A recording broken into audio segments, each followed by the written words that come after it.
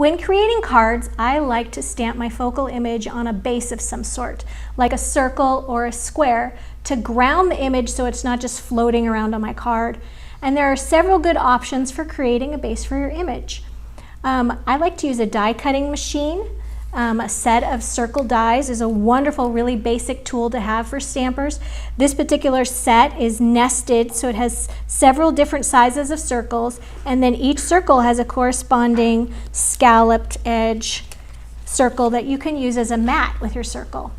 And on this particular image, my butterfly was a little bit too large for the circle, so I just stamped it off the edge, which I thought was just a fun way to offset that image, but you can also stamp directly on the center of your circle. Another way to use cutting dies and stamps together are you can purchase them in sets. And this is called a half and half set. So you would receive in this set the stocking cutting dies and the stamps. Now you would need to use a cutting die machine with this. But if you're mass producing Christmas cards, it is a wonderful tool to have.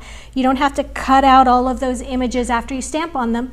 You would die cut them first and then line up your clear stamp with the image and stamp, and it makes it go so much faster. So you can buy them in sets like this, or you can also buy them where the stamps are sold separately from the coordinating cutting dies. Which is also a wonderful thing to use if the cutting die is a really versatile shape like this tag set. You can use it for Christmas and also everyday set as well. So for example, here's a card, there's my stamps, here's a card where I was cutting out a lot of flowers. And let's say I'm trying to make multiples of these cards and I just am tired of cutting out the flowers. I can take my die cut image and I can take the coordinating stamp, the flower stamp.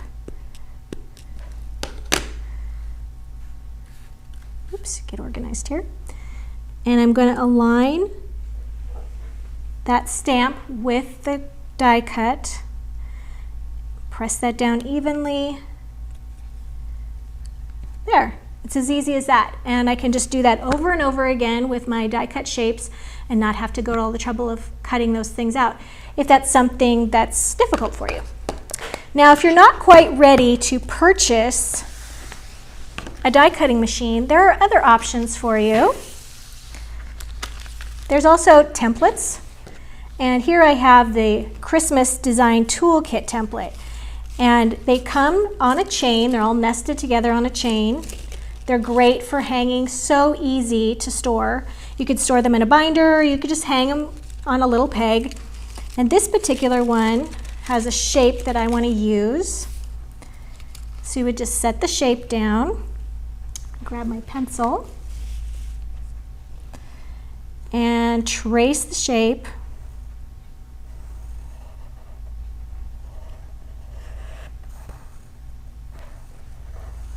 You can always stamp on the paper first and then trace the shape around the image. That's the easiest thing to do.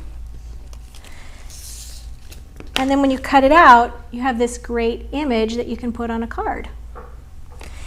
Also, large punches are also an option, but I find them to be pretty bulky. A large punch is pretty big, whereas templates and cutting dies are much easier to store.